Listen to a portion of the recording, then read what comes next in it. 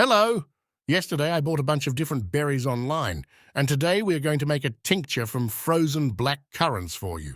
Look at how it looks. I'm talking about the tincture.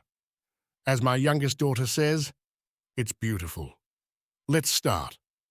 We need 1 liter of frozen blackcurrants.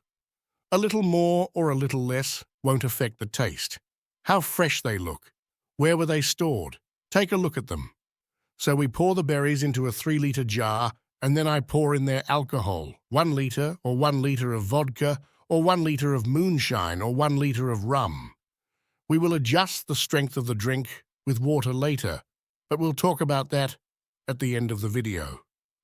Making the tincture is very simple and fast, except that the tincture needs to be left alone. Let's shake the jar well, and then I recommend putting it in a dark place for 2 to 3 weeks. 2 weeks have passed, I didn't wait any longer. Oh, look how the color has changed. The tincture turned ruby.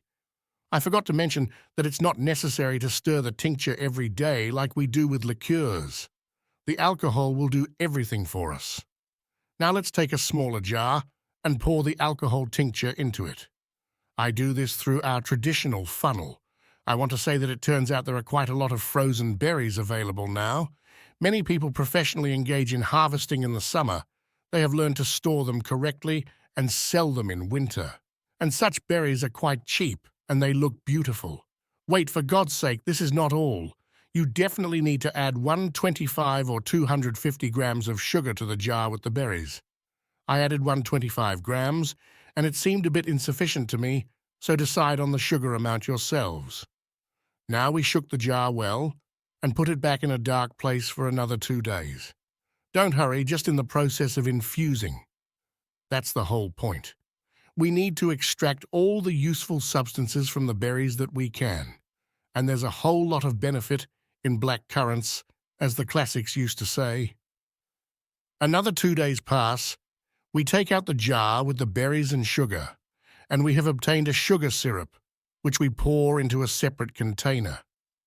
For filtration, you can use cheesecloth or cotton pads, but we manage with a funnel with a filter inside. Guys, don't disconnect. This is not all. Pour 1 liter of boiling water into the jar with almost transparent berries. That is, if you used alcohol. If you used vodka, moonshine, or rum, then pour 500 milliliters of boiling water into the jar with the berries.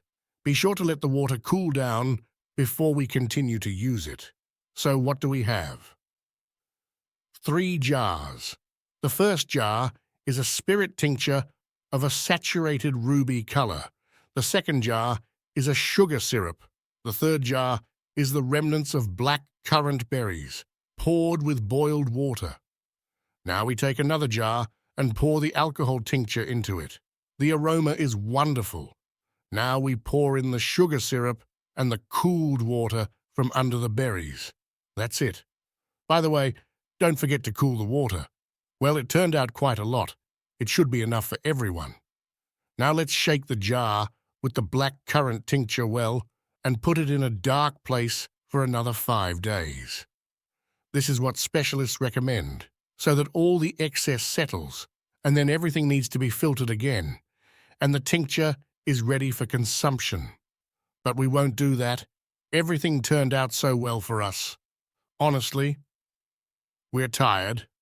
Today is Saturday, and we're having a country disco tonight. So now we'll pour the tincture into another container, not as usual. Look at this beauty. Dear friends, the blackcurrant tincture turned out to be very aromatic, and you can hardly feel the alcohol, so be careful. Drink a little. Don't drink often. Thank you for watching us and writing to us. All the best to you. Goodbye.